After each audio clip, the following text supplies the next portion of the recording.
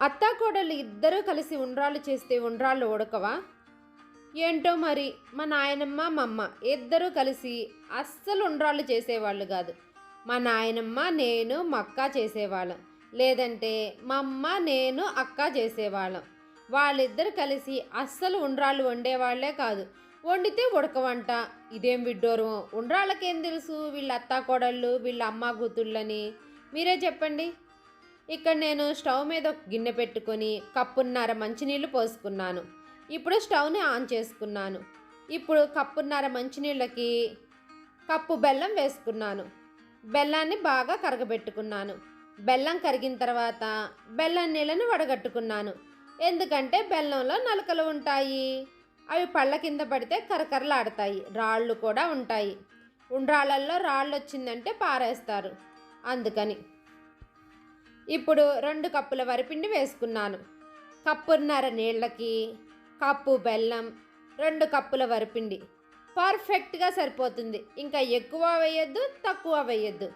పిండిని బాగా కలుపుకోండి ఉండలు లేకుండా. ఇప్పుడు 2 స్పూన్ల నెయ్యి వేసుకోండి. ఇప్పుడు పిండిని ఆరబెట్టుకోండి. పిండి ఆరిన తర్వాత నేను చూపించిన విధంగా, లేదంటే మీ ఇష్టం, మీకు ఎలా నచ్చితే అలా, ఏ షేప్ కావాలంటే ఆ షేప్లో చేసుకోండి.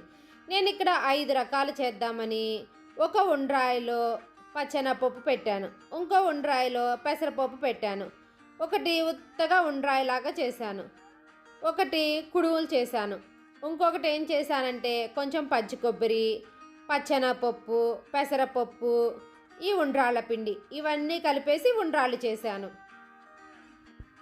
ఇలా ఎన్ని రకాలైనా చేసుకోవచ్చు. ఒకటే పిండి కప్పున్నర నీళ్ళకి కప్పు బెల్లం, 2 కప్పుల వరిపిండి.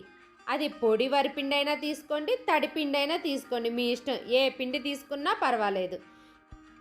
ఇలా నేను చూపించిన విధంగా, నేను చూపించిన కొలతలతో హడావిడి లేకుండా పండగ రోజు ప్రశాంతంగా ఉండ్రాళ్ళు చేసుకోండి. దేవుడికి చక్కగా నైవేద్యాన్ని పెట్టుకోండి. అత్తా కోడళ్ళే కాదు, ఆడబొడుచులైనా శత్రువులైనా ఎవరైనా కలిసి వండండి. ఎందుకు ఉడకవో నేను చూస్తాను. విఘ్నేశ్వరుడికి ఎన్ని ప్రసాదాలు పెట్టినా చెవులు పట్టుకొని 3 గుంజీలు తీశారంటే పరవశించిపోతాడంట. అసలు మొట్టమొదటిగా ఈ గుంజీలు తీసింది ఎవరో తెలుసా? విఘ్నేశ్వరుడి మేనమామ, ఎవరో కాదు, శ్రీ మహావిష్ణువే. ఒకసారి కైలాసానికి వెళ్ళినప్పుడు విష్ణువు తీపి వంటకాలను ఆరగిస్తూ వాటితో పాటు సుదర్శన చక్రాన్ని కూడా మింగేశారట.